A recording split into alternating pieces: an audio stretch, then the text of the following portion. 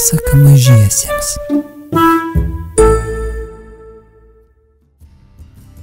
Nacionalinio vaikų literatūros konkurso pirmosios premijos laimėtoja. Raminta Baltrušytė. Kalvėnų miesto paslaptis. 3 dalis. Laiveliai, bokšteliai, vagonėliai, miglose tarsi plaukė nuostabus neregėti žaidimai ir atrakcionai. Lyg kviesdami karuselyje sukosi grakštus jūro arkliukai, linksmai supavosi laiveliai, vaivorykštės spalvomis raibuliavo juokų palapinė. Skanėstų krautuvėlė viliojo neregėtais gardumynais. Tačiau pats nuostabiausias ūkiai pasirodė apžvalgos ratas. Jiem kylant tarsi liejos žiedai skleidėsi dailus krepšeliai, vos pastebimai supuodamėsi ryto tyloje. Čia tai bent nuotykis, ko gero, kažkas atvežė šiuos atrakcionus į šaltą drungnius šventę, nutarė ūkė, atsargiai tipendama artyn. Aplink buvo tyku ir ramu, tik kažkur vis skimčiojo varpeliai, lyg dainuotų gražią senai pamirštą dainą. Ūkė pamanė, kad reikėtų parodyti sūpuoklę Spiniui. Bet kurgi jis? Nusistebėjo ji ir tuoj pat viską pamiršo. Atrodė taip šaunu iš pradžių pačiai viską išbandyti, nors truputėlį. Ištiesusi į priekį rankas, lyg sapnuodama, ji žengė sūpuoklių link. Ūkė! Ūkė! Ūkė! Pasigirdo tarsi iš labai toli. Tai ištikimasis Spinis kažkur klaidžiojo girioje ir šaukė bičiulę vardu. Ta pat akimirka kerai išsisklaidė. Ūkė pasibaisėjo pamačiusi, kad stovi pačiame liūno pakraštyje. Priešai žliugsėjo tamsus, nepermatomas vanduo. Dar žingsnis ir būtų įsmukusi į akivarą. Miškinukai net kasytės iš siaubo pastiro.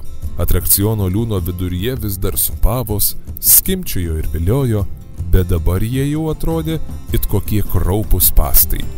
Akimirksniu miškinukė atsidūrė ant tvirto tako. Tada vikriai pasileido balso link. Už posūkio, kur šakojosi keliukas, sutrikęs stovėjo Pinis. Susilenkęs jis sostinėjo pėdsakų, žvalgėsi ir klausėsi, jau už tolo pamatė bičiulę atliuoksančią keliuku tarp liaunų pušaičių. Ak, štai kur tu, jau buvau pradėjęs nerimauti. Nudžiugo Pinis ir apsidairęs pridūrė. Atrodo, tarsi mane kažkas sekė.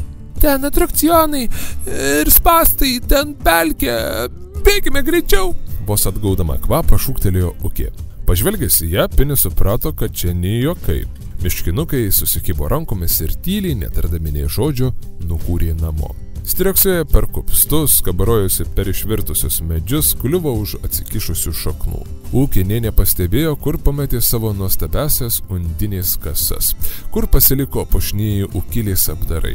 Ji vėl buvo paprastutė miškinukė trumputė suknyte. Ir kokia išsigandus miškinukė. Pagaliau, kiaurai peršlapę nuo rasos, jie pasiekė miesto pakraščius. Saulė jau buvo patekėjusi, rūkas išsisklaidęs, ore ramiai plūduriavo balzganos voratinklių gijos. Šiandien bei ten buvo girdėti džiugus, besilabinančių kaimynų balsai, girgždėjo varstomos durys, barškėjo vandens ąsočiai. Kalvėnai iš lėto budo. Nors ir glostama švelnių rudens saulutės spindulių, Ūkė visi virpėjo vien pagalvojus, kas galėjo atsitikti. Pinis irgi ne ką geriau atrodė. Prie savo namų vartelių Ūkė pagaliau ryžosi papasakoti, kas jai nutiko miške.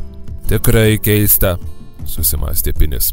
Visi kalvėnai yra girdėję pasakų, kaip pelkiniai apgaulė vilioja miškinukų vaikus į pelkę, bet kad tokie dalykai iš tiesų dėtųsi. Gal tik senovėje, netmenamais laikais. Bet kas patikėtų, kad taip gali nutikti mūsų dienomis, sutiko Ūkė. Jei nebūtų manęs laiku pašaukęs. Kas tada būtų buvę, Ūkė nedrįso ir pagalvoti. Piniui dingtelėjo kita mintis. Ko aš iš tiesų nesuprantu, tai kaip mes iš viso prie šlapynės atsidūrėm. Kur tai girdėta, kad miškinukai girioje pasiklysto. Ūkė jautėsi visai nusikamavusi ir pasilgusi savo jaukaus kambarėlio. Pinis taip pat jau markstėsi. Manau, reikėtų visiems apie tai papasakoti, bet ne dabar, nes aš jau stačiomis miegu, sumurmėjo miškinukė. Žinoma, pailsėk truputį, jog vis tiek daugelis mieste dar miega, pritarė Pinis. Ukė pro žolynų vartelius smuko į savo kiemą, apsupta tankios viržių gyvatvorės. Pinis dar kiek pastovėjęs prie vartelių, norėjo įsitikinti, ar bičiulė saugiai grįžo.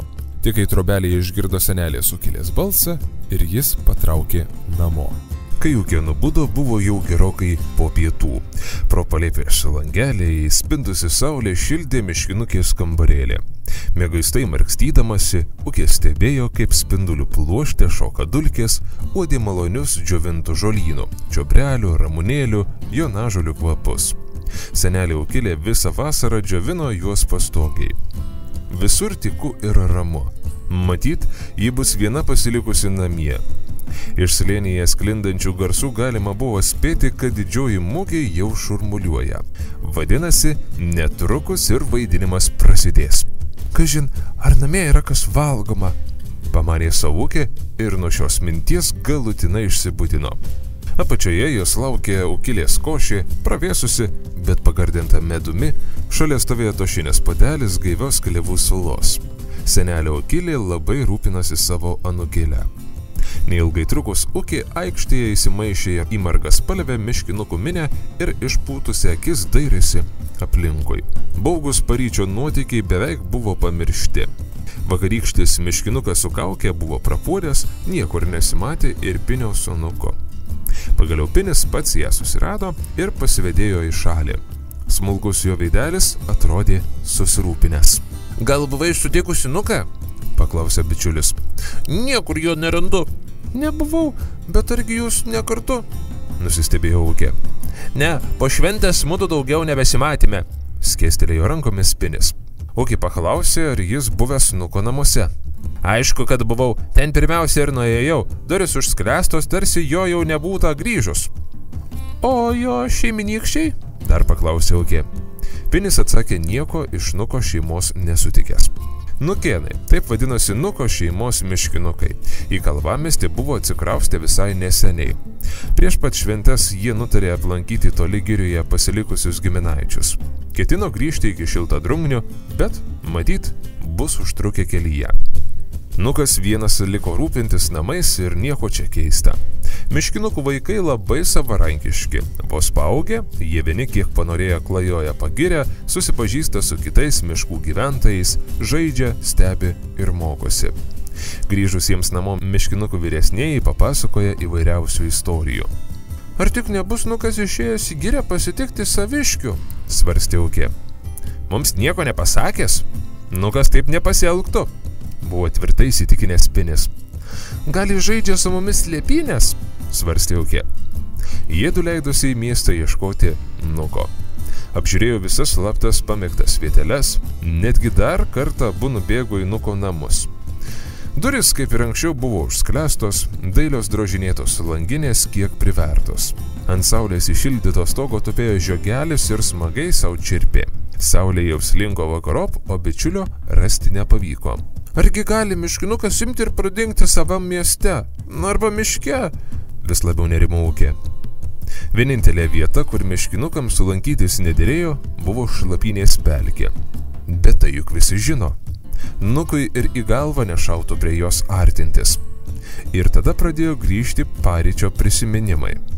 Ar tikrai Nukas po šventės patraukė namo, ar paskui dar jį matei? Susirūpinusi paklausė Ukė.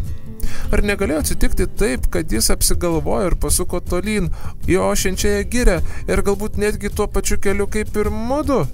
Jau kuris laikas dėl to nerimaujo, prisipažino Pinis. Abu miškinukai pažvelgė į girę. Kažkur ten toli, medžio šešėliuose, pasislėpus liūdėjo šlapynės pelkė. Tai, kas ten nutiko Ukei, nesapnas. Gali būti, kad Nuką ištiko didelė nelaimė. Tuo metu slėnyje jau vyko lauko teatro vaidinimas. Senasis pasakininkas Kalvinykas, užsilipęs ant kelmo, dundant būgnams, kvietė žiūrovus. Didžiulis plokščias akmuo, stūksantis kalvo šlaite nuo senų, buvo naudojama šventiniams vaidinimams. Ant jo buvo užkelta dailiai iš vytelių supinta pakila, iš viršaus rūpestingai apkaišyta samanomis. Scenos viduryje stovėjo dekoracijos, daugšti bokštai nupinti iš sausų žolių. Tarp dviejų jaunų medelių pasvirusi virš akmens, kabojo iš margaspalvių rudens lapų nunerta scenos uždanga, pakylanti kiekvieno veiksmo pradžioje. Vaidinimo istorija buvo visiems gerai žinoma. Šokiais, dainomis ir eilėmis pasakojama per kiekvienas šiltadrungnes. Kaip tik todėl miškinukai ją ypač mėgo ir kaskart žiūrėdavo lyg pirmą kartą matydami. Tai buvo istorija apie dvi puikias pilis, stovėjusias šiose vietovėse senų senovėje. Jų valdovai buvo įžymūs senovės burtininkai. Aukštutinės pilies burtininkai buvo linksmi ir nerūpestingi.